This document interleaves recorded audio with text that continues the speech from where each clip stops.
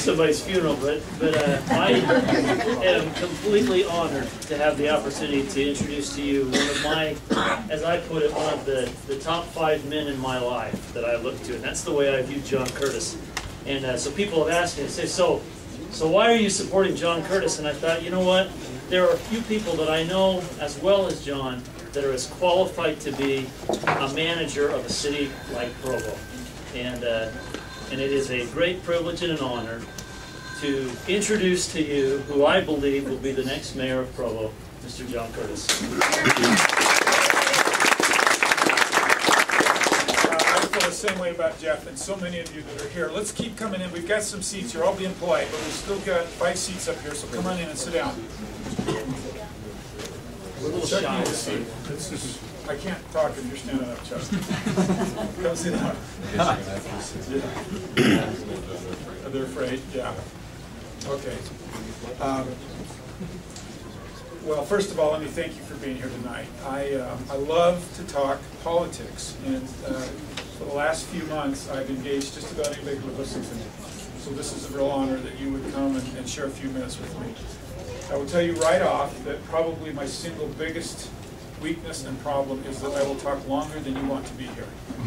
So please feel free. We'll break after a few minutes and let some of you leave if you've heard what you want to hear. I'll talk as long as you stay. So, but please feel free to leave at any point and feel comfortable if you do need to leave. So let me tell you very quickly about myself, and then we'll spend more time talking about politics.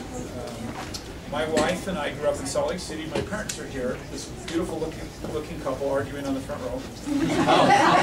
Arguing politics?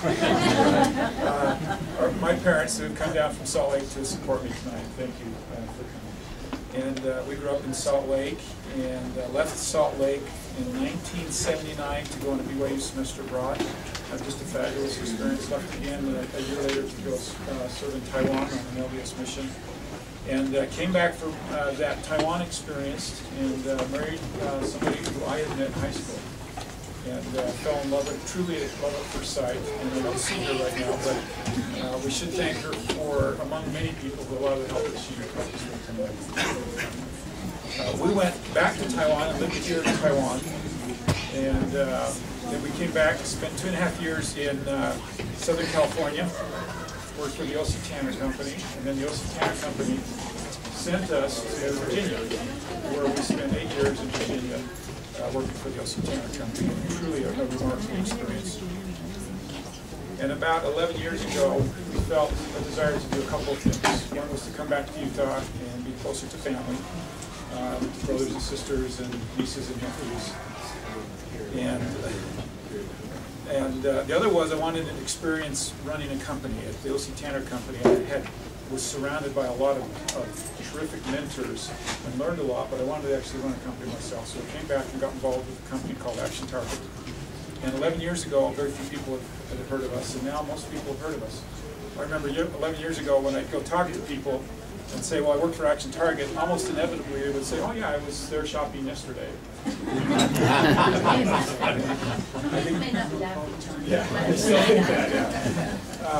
But I believe the things that I learned at Action Target were extremely important and helped qualify me, I think, for the opportunity that I've seen. So that's a little bit about myself. We have 6 children. Interestingly, 2 of those children are on their way home from Africa today. And I've spent the last 2 weeks with a soccer team over in Africa teaching girls how to set goals and accomplish. And I have a son in Des Moines, and this son trying to sneak around and beat. This is my small son, Zane. And so let's talk a little bit about Provo. There's 3 things that you'll hear in my campaign. And I'd like to spend just a minute on each of those 3 things and then answer questions for a little bit. Those 3 things, if you've read any of my literature or seen the signs, they are, anybody name them off? Safety, prosperity and unity. And unity. Thank you, it's working. And let's talk just briefly about safety. Dan Stowe. Dan is a lieutenant. No? I'm the manager of the crime lab. Manager of the crime lab. And so I have to be very careful what I say tonight because there's enough people that know enough about what I'm talking about, they'll correct me. So, Dan, as we talk about safety in the city, feel free to jump in and correct me. Dan's been with the Provo Police Department for 30 years, and so that's pretty impressive.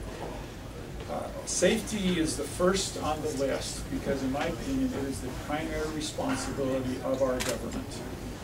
If our elected officials have all sorts of great recreation centers and things like that, and we don't feel safe with citizens, then they've let us down, if that makes sense.